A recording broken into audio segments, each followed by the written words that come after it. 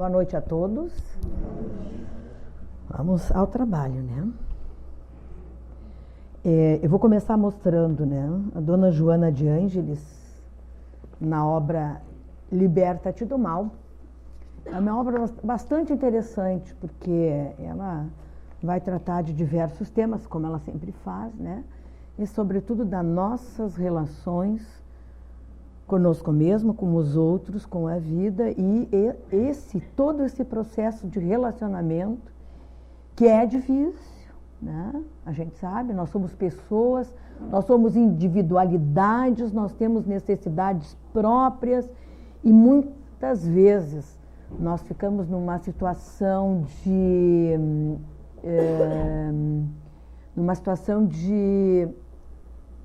paralisia, nós cristalizamos numa ideia, então fica difícil de nós termos um pouco de flexibilidade e sermos mais acessíveis às criaturas, né? Então a Dona Joana vem dizer o seguinte nessa obra aqui: na correria da vida moderna, o aturdimento domina as criaturas. Aturdimento, né? A falta de ponderação. Quem dirige sabe quanto há de falta de ponderação. Quem dirige sabe. Nós ficamos nervosos no fim da tarde porque tem muito carro, a gente quer chegar, nós saímos depois, queremos estacionar na frente. Aqui na casa, segunda-feira, está um terror, né? A gente tem que dobrar a esquina de cima, a esquina de baixo, porque não tem lugar. O que vamos fazer? Nos adequar, né? Então, nós temos múltiplos compromissos no nosso dia a dia, reais, fora aqueles compromissos que fazem parte dos nossos sonhos, dos nossos desejos, né? Então, são tantos compromissos esses que muitas vezes nós não temos tempo, não permitimos um espaço mental para podermos pensar no que nos acontece no nosso dia a dia. Ou seja, falta tempo para uma reflexão, né? E é necessário? Penso que sim, porque o que estamos vendo, né, com essa questão de falta de ponderação?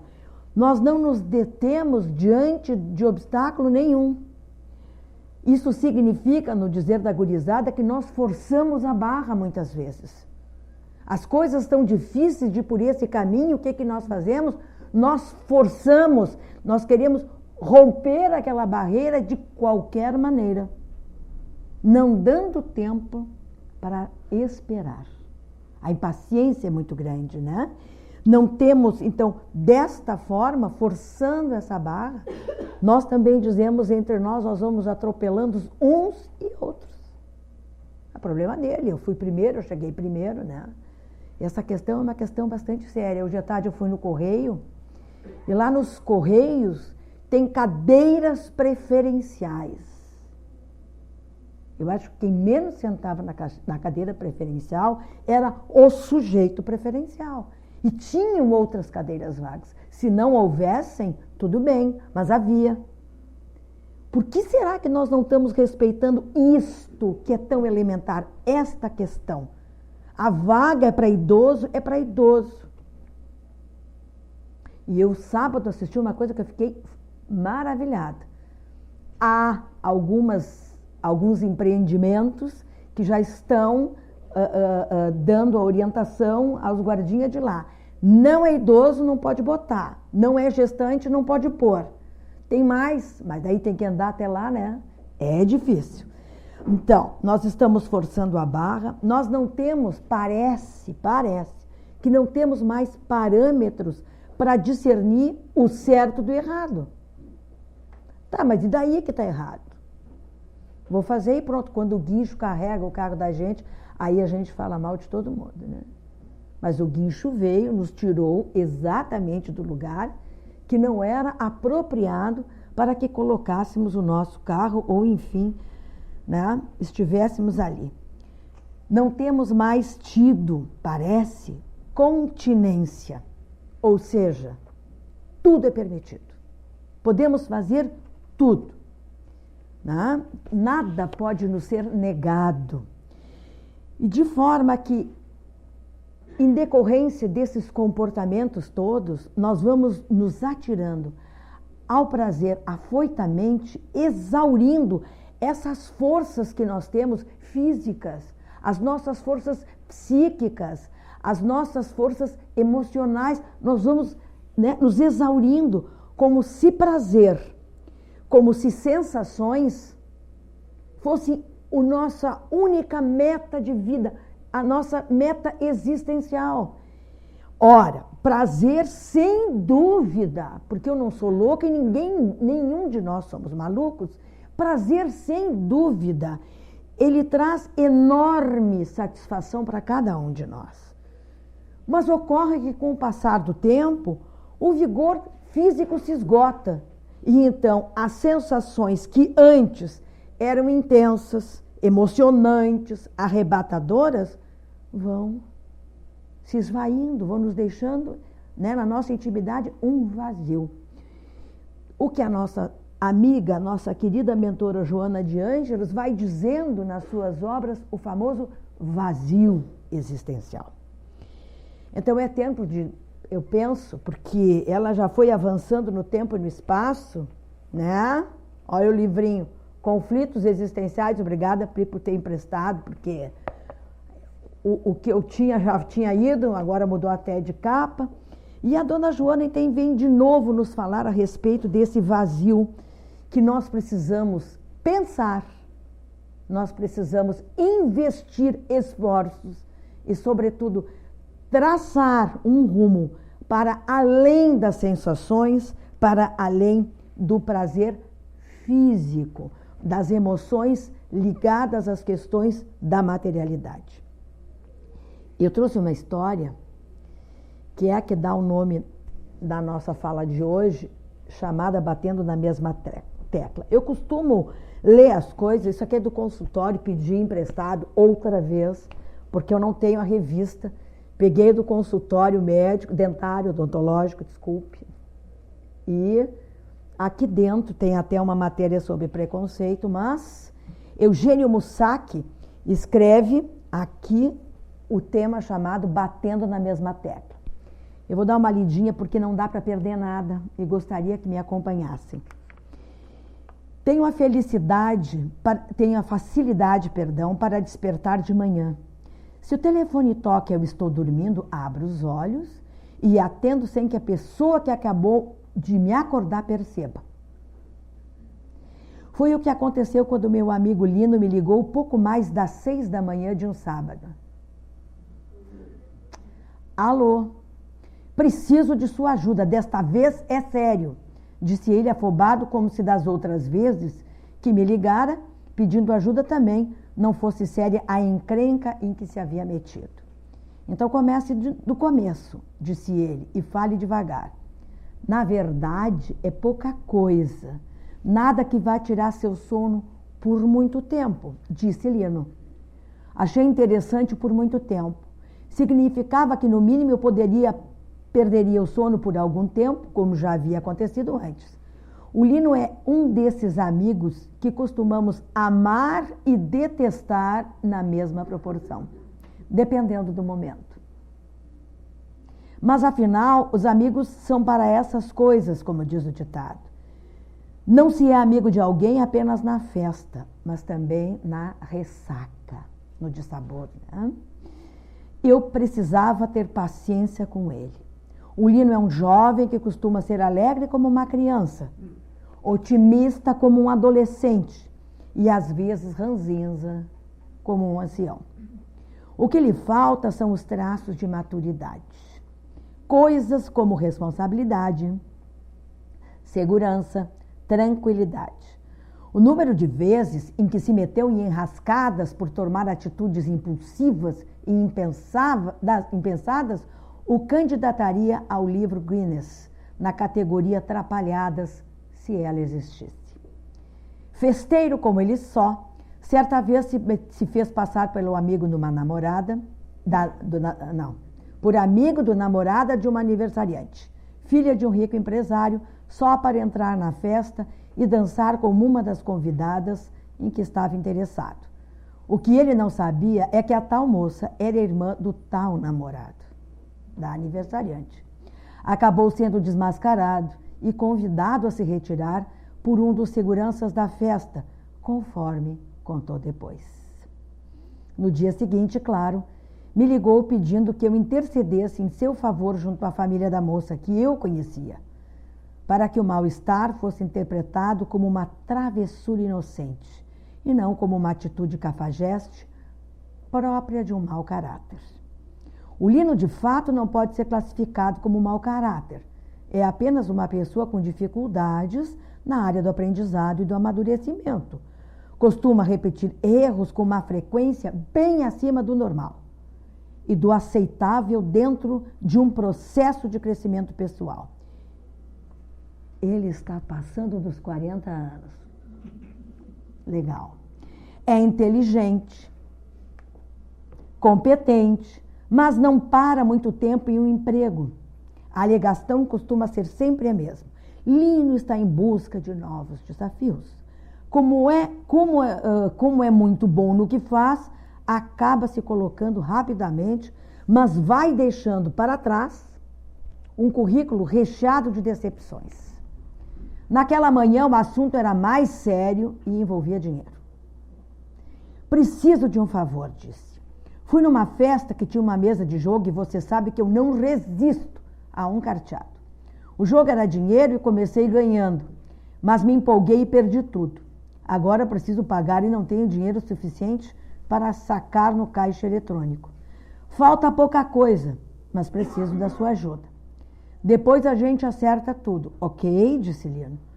O que ele precisava não era muito, então concordei com o empréstimo e prometi que faria a transferência imediatamente pelo Bankline, desde que ele viesse tomar café em casa, na casa do autor do texto, para que pudéssemos conversar. Ele agradeceu aliviado e concordou animado. Quando chegou, não tinha cabeça para conversar. Deitou no sofá e dormiu até tarde. Enquanto o observava, pensei, por que esse cabeça dura repete esse comportamento autodestrutivo? Será que ele não aprende nada com cada burrada que comete? Também me perguntei se a tendência humana de repetir comportamentos, mesmo que eles tragam consequências pouco apreciadas, seria comum a todas as pessoas. Eu não queria recriminar meu amigo. Eu queria que ele me explicasse, e assim mesmo, porque repetia um modelo de comportamento que visivelmente o estava prejudicando. Certamente, muitos de nós conhecem Linus, né? A gente conhece. Quando eu li esse texto, eu estava no consultório e fiquei pensando, a cabeça da gente voa, né? Nós lembramos das lições do Livro dos Espíritos, a gente não lembra dos números. Questão tal. A gente, quando lembra, diz, né? E eu lembrava que tinha alguma coisa que podia surgir na complementação deste trabalho. Foi então que, buscando o nosso queridíssimo Livro dos Espíritos, a questão 120 vai dizer assim: todos os espíritos passam pela fieira do mal para chegar ao bem. Como a gente diz que ele se meteu em tantas trapalhadas, e algumas trapalhadas que poderiam resultar em consequências até mais graves, nem sempre foram assim, mas no futuro, né, de trapalhada em trapalhada, nós poderemos nos colocar num brete, não é? Então, lembrando, fui lá e perguntei até a questão 120 que diz: todos os espíritos passam pela fieira do mal até chegar ao bem? Pela fieira do mal, não, respondem os benfeitores espirituais para Kardec. Pela fieira da ignorância. E mais na seguinte, 121. Por que é que alguns espíritos seguiram o caminho do bem e outros continuam fazendo atrapalhadas, repetindo comportamentos que não são só do momento presente? Algumas coisas que estamos a repetir hoje já fizemos no passado. E antes desse passado recente, no passado anterior ainda. Aí eles respondem, os espíritos: Não têm eles, os espíritos, livre-arbítrio? Deus não os criou maus, criou-os simples e ignorantes. Isto é, tendo aptidão para coisas positivas, e se nós quisermos, porque temos livre-arbítrio, podemos decidir, escolher, selecionar, também fazermos o que seja negativo. Tendo, os que são maus, assim se tornaram por vontade própria. Então, ninguém decidiu que nós fôssemos aquela criatura que estivéssemos atrás de um recorde de atrapalhadas. Somos nós que escolhemos as situações, os eventos e nos colocamos nessa situação de trapalhões, de criaturas equivocadas. E isso, porque quando dizíamos lá no início, nós fazemos as coisas irrefletidamente. Não paramos para fazer esse exercício que nos é aconselhado, lá na questão 919 do Livro dos Espíritos, de fazermos um exame da nossa vida todo dia. Isso é uma lição de casa. É um exercício diário que nos cabe fazer para que possamos sempre caminhar, como a Lilian disse na prece, no exercício do bem, nos tornando criaturas melhores. Nós não podemos simplesmente nos congelar, o frio está grande, tá? Mas nós não precisamos do frio para nos congelar. Nós mesmos, elegemos algumas tarefas, algumas ações, algumas emoções, alguns sentimentos que nos cristalizam. Não no frio, mas na nossa maneira de ser. Então, o dia a dia do espírito que jornadeia na Terra é de desafios, alguns desafios absolutamente enormes, dolorosos, difíceis, outros medianos e outros até bem levezinhos, Mas não importa o grau de dificuldade desses desafios, são desafios. Os amigos espirituais têm nos dito com uma certa frequência que nós não viemos aqui a passeio, de férias, nós viemos para trabalhar. E que trabalho é esse? É o trabalho de nos fazer melhores. Nós não somos melhores ainda, mas nós podemos vir a ser. Estamos mergulhados, cada um de nós, os espíritos imortais, na lei de evolução. Nós iremos, querendo, não querendo, à força. Inicialmente, eles nos dão a chance de muitas escolhas. Não é? Quando teimosamente a gente birra. Um dia vem alguma equipe e diz assim, não, agora tu vai, porque está na hora. É chegado, soa lá a campainha, a gente vai. Mas Jesus, o nosso mestre, incomparável, porque ele já sabia das nossas dificuldades, ele disse, no mundo conhecereis aflições. No mundo conheceremos aflições. Então, é difícil para o Lino olhar a cada momento, pensar no que fazer quando eu for a esse lugar. Será que o que eu estou pretendendo fazer hoje, ou enfim, será que o que estou, essa festa onde eu vou, esse lugar com quem eu vou estar, será que eu estarei no melhor lugar? Gente, ele era um jovenzinho de 15 anos?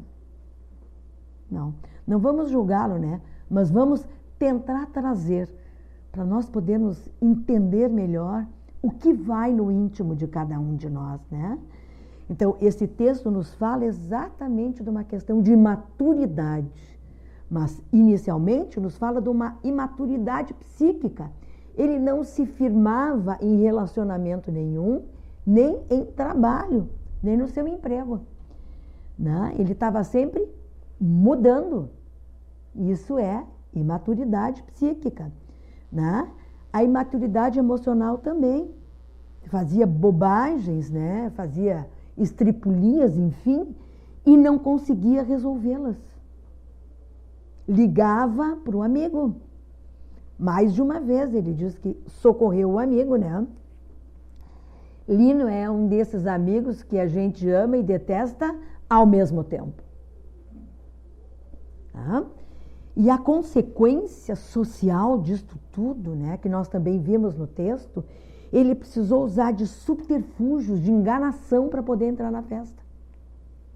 Não é? Embora tanto essa maturidade emocional quanto a maturidade psíquica sejam importantes e muito importantes para a vida de cada um de nós, né? Cada um de nós. Para o espírito imortal, o que importa é a maturidade, o amadurecimento espiritual. Esse amadurecimento que não tem data prevista para acontecer e não precisa do aval de ninguém, é nosso. O aval é nosso. Nós temos que querer, né? Então, por se tratar de uma conquista individual, esta maturidade espiritual, ela depende da nossa decisão, da nossa vontade, a nossa vontade, né? Lá na questão 122 do Livro dos Espíritos, Kardec pergunta aos benfeitores espirituais: como podem os espíritos, em sua origem, quando ainda não têm consciência de si mesmos, gozar da liberdade de escolha entre o bem e o mal? Há neles algum princípio, qualquer tendência que os encaminhe para uma situação ou para outra? Aí eles respondem: o livre-arbítrio se desenvolve à medida que o espírito adquire consciência de si mesmo. Quando nós falamos da criança, que a criança precisa de orientação, que a criança não tem discernimento, porque a gente sabe assim, bom, mas eu digo para ela: fulaninha, bota o shampoo no cabelo. E a fulaninha tem 3 anos. Ai, ai, ai. Ela tem que ser assistida. A fulaninha não tem noção. Por quê? Porque a inteligência dela é de 3 anos. Aí quando a tua filha diz, aos 4 anos para mim: também tu não me dá nada, ela disse um dia para mim. Por quê? Porque ela queria 2 coisas que passava na televisão. Uma não tinha chegado ainda ao mercado. E a outra era impossível de comprar. Cadê o din-din? Então não dava nada. Eu entrei em pânico. Mas graças a Deus tinha uma colega psicóloga aqui no Rodolfo, ela foi maravilhosa. Rosa, o universo da tua filha é desse tamanho. Dentro desse universo ela fez um círculo, colocou uma cruzinha e colocou um quadradinho. Ela quer essas 2 coisas. Tu não pode dar uma porque não tem. E a outra porque tu não pode comprar. Então tu não dá nada. Está correto? Então, assim é a criança, aquela cabecinha, aquela inteligência, aquela razão vai se desenvolvendo à medida que cresce. E a mesma coisa o livre-arbítrio. Quanto mais nós vamos nos apropriando da consciência de si mesmo, eu não vou dizer de nós mesmos, porque a consciência de si mesmo é atributo do espírito. O espírito recebe, eu brinquei muito uma quinta-feira de noite e disse, uma quarta-feira de tarde, disse que é dote. Nosso pai, Deus, nosso Pai Criador, nos deu um dote. Nós fomos dotados de livre-arbítrio, de inteligência, de livre-arbítrio, de consciência de si mesmo, de senso moral, de senso de justiça, de percepção. Mas olha que maravilha, tudo isso nós recebemos. Mas à medida que vamos crescendo, vamos dilatando, né, esses dotes, vamos ampliando. Então, quando nós temos quase nada de consciência de nós mesmos, por falta de exercício, por falta de nos examinarmos todos os dias um pouquinho, fazer as contas, né? Para ver se o nosso salário vai chegar até o fim do mês pagando tudo e comprando o nosso gênero alimentício, a higiene, etc. Nós vamos fazendo conta, não vamos? Nós também temos que fazer estas contas diárias, examinando-nos a nós mesmos. E é isso que a questão 919A de O Livro dos Espíritos, eles vêm nos dizer. Nós temos que nos examinar, fazer um exercício, uma avaliação, autoavaliação, autoexame. As meninas sabem que tem que fazer autoexame quando tomam um banho, né, meninas? Para ver se não tem carocinho aqui e ali. Ótimo! Mas não basta ser só isso, tem que fazer um autoexame de consciência. O que eu fiz de sadio e o que eu fiz que não foi legal? Temos, né? Nós temos que fazer esse exame diário, porque é esse exame que aponta que nós eventualmente tomamos decisões equivocadas e que algumas, poucas vezes, nós fizemos escolhas temerárias, né? Mas difíceis mesmo, de consequências desastrosas. E nós vamos pagar por isso. Porque dizem-nos os amigos, né, que a semeadura é livre, mas a colheita obrigatória. Eu posso semear ventos e vou colher tempestade. Esse é o ditado do povo. A voz do povo é a voz divina, né? Então, mesmo estando na juventude, no esplendor, em pleno esplendor físico, né? De beleza, de vigor, né? Os comportamentos alienantes, segundo a dona Joana aqui, ó, esses comportamentos alienantes que nós assumimos, e algumas vezes até ocasionalmente não são com frequências, eles podem resultar em frequentes insatisfações. Esse comportamento alienante pode trazer também instabilidade de humor. Esse comportamento alienante pode também trazer fugas psicológicas da realidade. Esse comportamento alienante pode nos encaminhar para a solidão. Embora a gente tenha um monte de gente ao redor, a solidão. Pode também nos impulsionar para mergulhos em desencantos e frustrações. Então, quando a gente vai lendo isso, que a dona Joana vem nos levantar todas essas possibilidades, que alguém que não consegue ainda se examinar, o que acontece? Nós vamos repetindo comportamentos.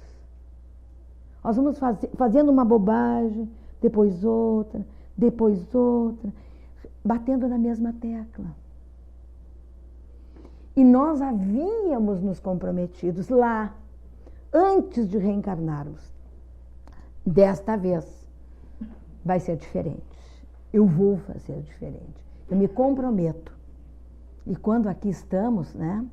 Toda essa carga externa, mas a carga interna, não é a carne que é fraca, é o espírito. É o espírito que é fraco. Então nós nos perdemos, né? Nós esquecemos do rumo que nós tínhamos nos prometido tomar. Assim é que este ego, este eu, né, é desencadeador de emoções que se expressam através do nosso organismo. Então, se essas emoções elas forem desequilibradas, o nosso organismo, lá pelas tantas, vai sofrer. É assim que surgem as doenças. São as emoções desequilibradas que nos conduzem às doenças do corpo físico, né? E esse fenômeno, agora eu achei o máximo, esse fenômeno de não encararmos de frente os resultados constrangedores, o que fez o rapaz às 6 da manhã? Podia ser às 4, podia ser às 3, podia ser o horário que fosse, né? De não encararmos de frente os resultados constrangedores, uns, desastrosos, outros, daquelas escolhas absurdas, erradas que fizemos, né? Desencadeia em nosso psiquismo, que a dona Joana vem chamar aqui de mecanismo automático escapista. Que lindo isso, né? Eu escrevi assim, lindo, lindo mesmo. Mecanismo automático escapista. Nós temos que traduzir isso aí, né? O que é isso? Nós não conseguimos olhar de frente o estrago que fizemos. Então, o celular, o WhatsApp, fulano, estou aqui nessa condição, vem me socorrer, me alcançar isso, manda fulano, manda secretário. Envolve o mundo. Para quê? É o amigo, é o pai, a mãe, o irmão, a irmã, o cunhado, a namorada, o namorado, não importa. Para que eles, que não tinham nada a ver com a história, eles resolvam e tomem as decisões cabíveis daquela situação que nós fomos os protagonistas. A gente estava lá, naquele lugar, naquela hora, fez e aconteceu e arrebentou. Só que para recolher a sujeira, a gente chamou outra pessoa. E isso é mecanismo automático escapista. Nós chamamos os outros para limpar. Porque nós... eu. Enquanto nós agirmos desta forma, não admitindo erros, nós continuaremos a justificar as escolhas que fazemos, os comportamentos que estamos assumindo, né?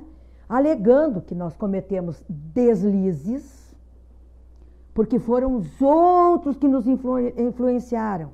Foram os outros que nos convenceram a fazer determinadas coisas. Foram os outros, tu, Vinícius, tá? Que insistiu para que eu fizesse isso ou aquilo. Nunca sou eu. Sempre são os outros. E aí a dona Joana vem nos dizer uma frase lapidar: conflitos existenciais. Ninguém cresce ou se desenvolve em estado de paralisia. Por isso, nós lá no início dizíamos que às vezes nós cristalizamos, né? Nós precisamos nos mexer, nos movimentar, fazer esforços. A questão 909 do Livro dos Espíritos nos diz exatamente isso. Como é que a gente poderia fazer, não é, para deixar de sofrer situações difíceis ou de termos que responder por alguma coisa bem desagradável que acontece na nossa vida? E eles respondem assim: olha, fazendo bem poucos esforços. Tem que acionar a vontade. Quão poucos de vós fazem esforços? Quão poucos de vós têm vontade? Vontade de fazer, vontade de mudar, vontade de sair desse ciclo vicioso de repetir, chamar os outros, repetir, chamar os outros, repetir, chamar os outros. É fácil fazer estrago, o problema é consertar. E não pode fazer gambiarra, né? Qualquer coisinha. Aramezinho, puxa daqui, dá um jeitinho na trabelinha. Não, gambiarra não. Nós temos que fazer, né? Consertar bem direitinho. Tá? Então, nós precisamos nos mexer e muito, nos esforçarmos bastante. Não só para nós fazermos com que aquela consciência de si mesmo, que cada um de nós tem, se amplie, né? Mas que ela realmente possa nos ajudar, contribuir de forma muito positiva, para que nós avancemos nessa jornada terrena. É ela que nos orienta, essa consciência de si mesmo, e impulsiona, né, para o exame que nós temos que fazer de nós mesmos em relação aos outros e em relação à própria vida. O que eu quero para mim hoje, né? Como é que diz o nosso amigo Chico Xavier? Eu não posso mexer no que já passou, mas eu posso hoje fazer com que o meu futuro seja muito melhor que o meu presente, mas eu tenho que começar hoje. Então, mexa-se. É essa a questão, né? Mexa-se.